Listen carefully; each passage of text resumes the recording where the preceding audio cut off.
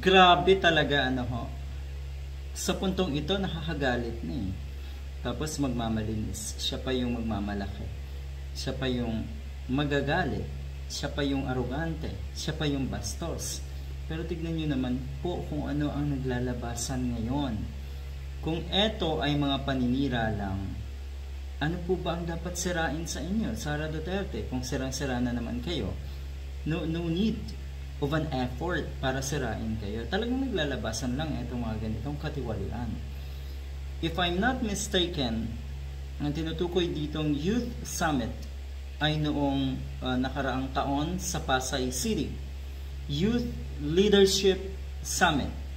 At ang nauna pong balita sa summit na ito, meron daw dyan na umattend na around 3,000 students. Hindi pa yan kumpirmado, baka itinaas yan ng DepEd sa record nila. Para nga naman, diba, kahit pa paano ma-justify yung 112.5 million na ginastos dyan, kuno ng DepEd, para daw sa pagkain at sa hotel, kung saan nga tumuloy yung mga estudyante, mga youth na galing pa sa iba't ibang panig ng ating bansa.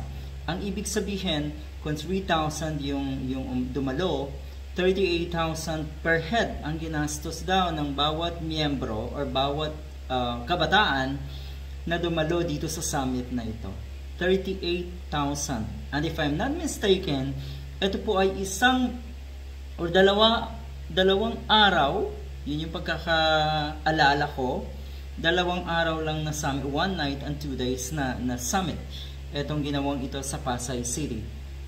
Matakin nyo, 38,000. Sabi nga, daig pa daw ang tumira sa 5-star hotel na itong mga umattend ng summit. Bukod pa dyan pala sa 112.5 million, abay meron pa palang ginastos ko no, etong DepEd dito nga sa summit na ito. Ito yon. Dahil ang sinasabi, ayan, 15 million 15 million daw. Military officers deny receiving confidential funds from Sara Duterte for Youth Summit. Abay, ipinagpalagay pala na pinagkagastosan ng DepEd galing sa confidential fund yung Youth Summit na yan in terms of security. Yan ang nakikita natin dito. Mantakin nyo, ayan na naman, 15 million. Ano pa? Okay, kasi ang nangyari, the military officers who issued certifications to the Department of Education under Sara Duterte stated they were unaware that these certifications were used to justify her 15 million confidential funds expenditure. Kasi nasa item doon sa confidential fund na meron siyang 15 million para nga sa Youth Summit. The military also denied receiving 15 million. Ayan. Hindi naman sinasabing nilaglag ka tuloy, pero kusa kang nalaglag. Kusa kang nalagay na naman sa alanganin dahil dito. Mantakin niyo yung kasinungalingan na itong isang ito. Ano ho? At kung ikaw ay talagang naniniwala pa rin dito sa isang ito, kay Sara Duterte, may sira na po kayo sa pag-iisip. 15 million na naman ito. Explaining that the summits were funded by the Philippine Army and the local government units. Hindi naman pala DepEd ang nag-fund. The military clarified that these activities did not require confidential or intelligence funds as they were not security enforcement operations that necessitates payments to informants.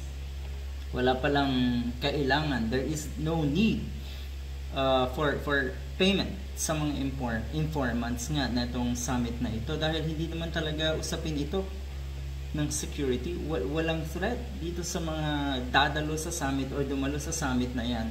Tignan niyo po ang ginagawa ng presidente, ng vice president na ito. Ano ho? Kung tutuusin, totoo naman, totoo talagang nakakagalit na ito. Nakakagalit na. Ito pa, merong isang nagkomento dito. Looks like another Duterte is done. Hininga ng resibo ang OVP sa kanilang 15 million reward to informers bilang nga kasama doon sa item, one of the items ng confidential fund expenses. Ang ibinigay daw, yun na nga, ay ang certification from the Philippine Army Program Youth Leadership Summit na according to the signatories ay wala namang kinalaman ang DepEd in terms of expenses. Grabing kalokohan, ano? Talaga lang, ganito kakapal ang mukha ni Sara Duterte. At saka ang layo naman daw ng expense item sa certification. Kumbaga, nakisawsaw lang sila sa program na wala naman silang input base sa pagsagot ng former DepEd Undersecretaries nga na si Mempin at Attorney Powa ng Philippine Army officers mismo, at lalong wala namang kinalaman sa item in question. Totoo, minsan isipin mo, hindi mo na alam kung matutuwa ka pa o matatawa ka sa mga ginagawang ito ni Sara Duterte. Pero sa tingin ko, mas mangingibabaw yung galit mo sa isang ganitong klaseng tao na ang magiging dahilan na naman ng mga naglalabas ang issue na ito ay kuno ay paninira, na kuno ay para or political harassment, para kuno ay makapwesto nga yung tinatawag niyang kalaban sa susunod na election sa 2028. Napakadumi talaga. Grabe. Kung kayo po ay, kung hindi nyo na rin po naaatim ang mga ganitong ginagawa ng isang leader ng ating bansa, si Sara Duterte, normal yan. Good luck.